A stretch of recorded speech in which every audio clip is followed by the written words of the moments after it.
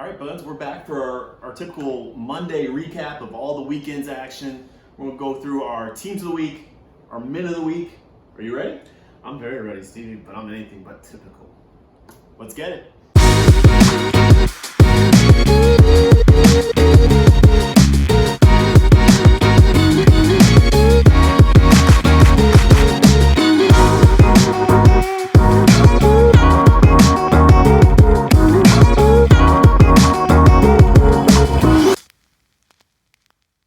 Bones, let's get right into it. A lot of great performances, a lot of games this past weekend. We have FA Cup going on, we had EPL, we wrapped up La Liga. So a lot of games, a lot of good performances, a lot of bad performances. So team of the week, Bones, who you got? I hate to do it. I really don't, but Man U, the Yankees of the EPL, all their fans, they win a couple games, start chirping. We're already, Champions League's wrapped up, we're going to win the FA Cup, all that stuff. Monday they tie a bad Southampton team. Thursday they beat a terrible Crystal Palace team. And then today, one of the worst performances of the year. They did start some subs, but they started De Gea out of nowhere. He was awful. And Harry Maguire continues to just embarrass himself. Most expensive defender in the world? Yes. Yeah. Good. No, sorry, Bones. Don't mean to cut you off there. But yeah, Manchester United going into the week, probably the hottest team in the EPL. And then followed that up with an absolute just like fucking shocking week for them. Yeah. A chance to climb back into Champions League spots. They blew that in the game against Southampton, and then a chance to win. And I'll give it to them. They kind of punted on the FA Cup game, concentrating on the EPL season to win the Champions League spot. That's understandable. We all get that. But the performance was not good. So David De Gea again. The first two goals were just absolutely atrocious. The second one was unbelievable. Second goal is something like if you're playing co-ed soccer and you've got like a girl in goal. Okay, yeah, she gives that up. Yeah. You're still yelling at her. You are. Yeah, I'm not on the field. The fuck was that? But De Gea, I mean, they're stuck with him, right? Because they have a good backup on loan, but they're not gonna be able to sell De Gea. So now that this has created this awful situation, and I love it. Yeah, who's going to pay for De Gea at this point? No, and Harry Maguire, like you said, most expensive defender in the world, pulled the rare double, scored an own goal, and then dribbled like I used to do in U4 when I was in between crying. He dribbled in like 8 circles and then kicked the ball to the other team. Yeah, I guess we'll start with De Gea. I mean, De Gea thought to be one of the best goalies in the world. Maybe just 5 years ago, or probably less than that, like 3 years ago. Yeah. Thought to be one of the top goalies in the world. I remember went to the game at Man U, and that 8-year-old looked at his mom and he goes, "Mom, that's the best fucking keeper in England." Yeah, and he was right. Yeah. At the time he was. Not so much anymore. I would think that it sounds like from everything I'm reading on Twitter and all the social media stuff, the Manchester United fans can't wait to kind of get rid of him. Yeah, except for Man U Pooch. He loves him. Yeah, he's an idiot.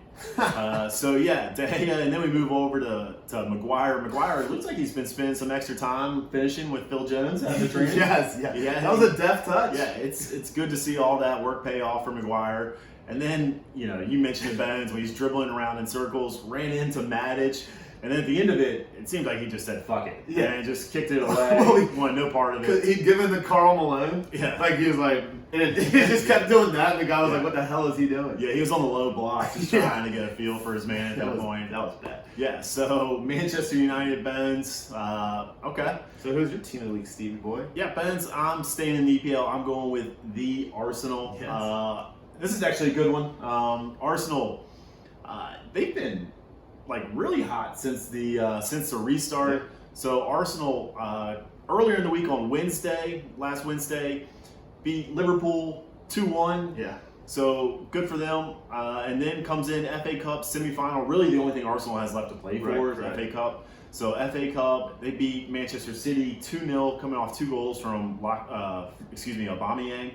Should have been 3. Should have been a hat-trick hero. Yeah. He went with the rare peg it straight at the goalie on a breakaway. Yeah, you don't really see that. Every once in a while you'll see it on like a penalty or something. Right. But not just like strike through the ball as hard as you can on a one-on-one breakaway. But anyways. And I think the story of the year might be that they picked up a retired cop from Oklahoma and he's the best goalie in the EPL. Yeah, he does look a lot like a cop. He looks like the guy, the school cop that shakes down kids for their lunch money. He's incredible. Yeah, he has been great. There's talks of Argentina calling him in now. So he's not from Oklahoma. Definitely not from Oklahoma. Not that I'm aware of. He doesn't look Argentinian. No, he doesn't. All right. Anyways, He was in law enforcement somewhere. So a great week for Arsenal. If you're an Arsenal fan, you have to be pretty optimistic about what you're heading into coming year. Full season of Mikel Arteta, Tomas under the reins. Possibly Thomas Partey coming on board. There's rumors about him joining from Atletico Madrid for 70-some million, something like that. Then that front three, I won't say the best front three. Please don't say that, Steve. I mean, you make fun of me for asking Bayern Munich's the best team in the world. We still have. Well, that turned out to be true. Yeah, but you're going up against Salah, I know. So we still have the Liverpool front three. It'll be interesting to see the Chelsea front three next year with Hakim Ziyech from Ajax and Timo Werner as well. And Pulisic just getting his feet under him there. But an exciting that's if they can hold on to Aubameyang. There's questions about that. But Lacazette looks very good. Pepe as well. Coming off the bench, the young Sacco as well. He's very good. So Alexander Lacazette, been great for them. We must give some credit to David Luiz. Because he's been pretty good the last 2 weeks, shockingly.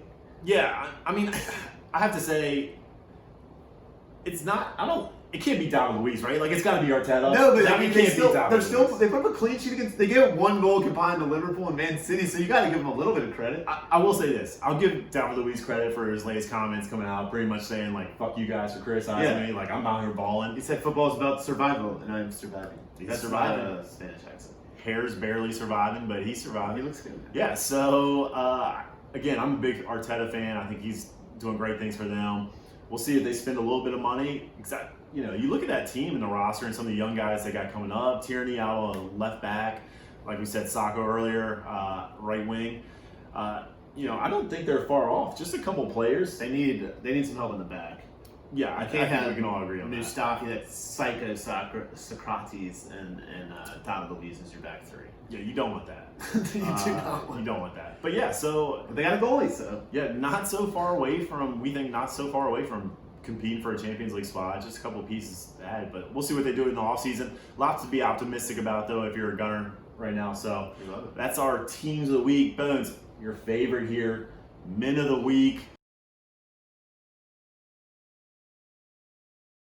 You did another great job of picking out the picture for men of the week on this one. You're welcome. Yeah, America and overseas. Yes. So this is man of the week. This is a guy I'm not a big fan of. He kind of reminds me of you. He's got like kind of a weird face. His hair, kind of similar hair. Harry Kane from Tottenham looked one of the best goal scorers in the world. No argument about it. About 2 or 3 years ago, he's had some injury issues. Was really bad after the restart, getting back to full speed. But this week, incredible. Reminding us he only needs a few touches to score 4 goals. The 2 goals he scored on Sunday were incredible. Just his inch-perfect one-touch, classic Kane, they say. Yeah. And 2 huge wins for Tottenham. Now Tottenham sits in 6th, 2 points above Wolves, but Wolves have a game in hand, so that's going to be another great race. Yes, some big goals, not just good goals, but some big goals for Harry Kane.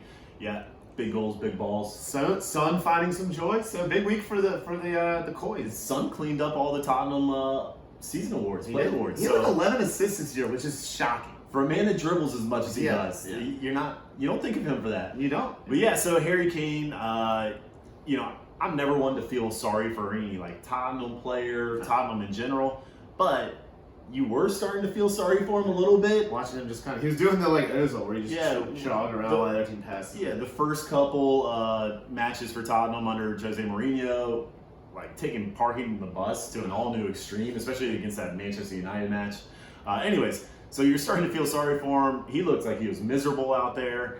Then Jose Mourinho tweaked some things. They start scoring now. Harry Kane starts scoring. Son's look good. And then I like that guy that ran off the bench, little Stevie. I think she should start maybe. Stevie's done well. I mean, he made Maguire look like a cannon. Yeah, but that's enough Tottenham. Stevie, who is your man of the weekend? Yeah, my man of the weekend, and Bones, this fucking kills me. So, Adnan Januzaj. Yeah, that guy, the old Manchester United starlet. You know, there was all kinds of hype about him when he broke onto the scene as an 18-year-old for Manchester United, scored a couple of like great goals for them. He was like Zac Efron level. Yeah. I mean, he was like the next big, huge hot thing. Yeah. There was talks about England trying to get him to represent them over Belgium. Obviously, that was like far-fetched, but never happened.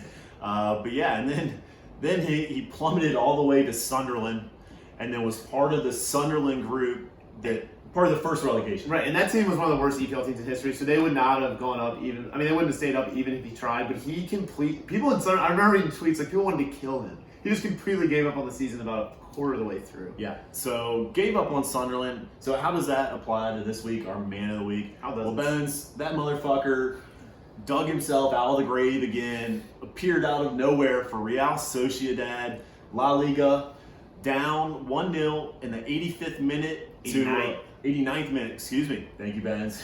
To Atletico Madrid, a Europa League spot on the line for Real Sociedad. All they needed was a draw. That motherfucker comes in, draws a foul, corner of the box, no real angle, but buries a free kick. Yeah. That propels Real Sociedad into Europa League, and more importantly, Bones, it fucking buried our bet. We were about to go 4-0 on the weekend. So we're gonna have a post-production meeting because every week we start off like 3-0 or we start off 2-1 or something. We get ourselves back to 500, and then we just take this hellacious beat. And now I guarantee we'll lose both. We lost both MLS games, all that stuff. It's unreal. I mean, one of the best defensive teams in the world in the 89th minute. You think you're 4-0 or back above 500, and now it's like, who cares anymore? We scratch and we claw. Yeah. But we've done this like the past couple weeks where we've managed to scratch and claw and have like a good run, and then we climb back to 500, and then it seems like we stay at 500 cumulative time-wise now, probably like 20 minutes, and then we get buried. The bottom of both of our coffins.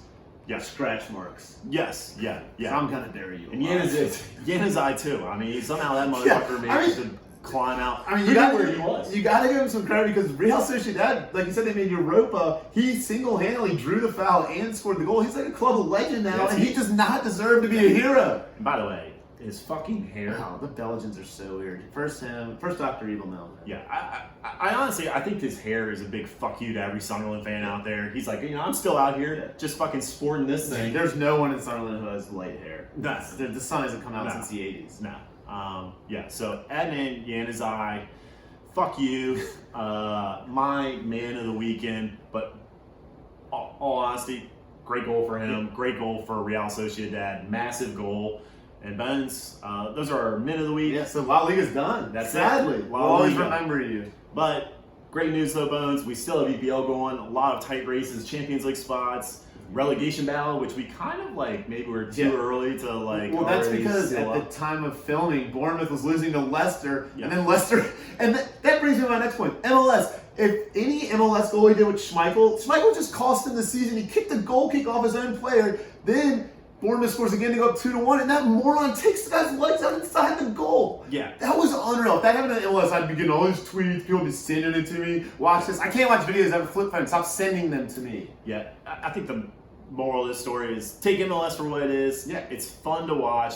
Is it EPL? No, nobody's going to say it is. I don't think anybody would ever argue, but it can be entertaining to watch. So watch it. But so tons of action, Bones. We still have EPL races. Yeah, we've got the relegation battle going in EPL. We have the FA Cup finals. It's going to be an all-London derby. A derby? Is it a derby in a tournament? I'm not sure. We'll have to check on that. Why the hell not? It's a derby. Let's go 2 weeks of derby, and then this Sunday, we're getting ahead of ourselves. But the live stream will be at 11 because every team plays 11 on Sunday, so that'll be awesome to wrap up the season. Yeah. So, anyways, that's Chelsea, Arsenal in the FA Cup finals. That should be a good one. I would think Pulisic plays in that one. Yeah, for sure. Obviously. So, a lot of great stuff happening. A lot of leagues still going on. Tons of action. To stay up to date with all of it, make sure you get all of our content. You can like the Facebook page, subscribe to the YouTube channel, check us out on Twitter. We're on Instagram as well. BTL Soccer. Yeah, so make sure you're getting it all. Interact with us. If you respond to the polls on Instagram, we're giving out free t-shirts. Yeah, one kid's already won twice. Yeah, unbelievable. Shout out to Brooks Sneed. Pick the exact score today. Chelsea 3-1. Yeah, we're just taking the t-shirt cannon over to his house later today and just bombing his house with t-shirts. So anyways, interact with us, like all of our stuff, follow us on all of our social media platforms, and we will see you guys this Thursday for the next episode. And I think we're going to preview the weekend's action, go over some other stuff. Yeah, so we'll see you guys then.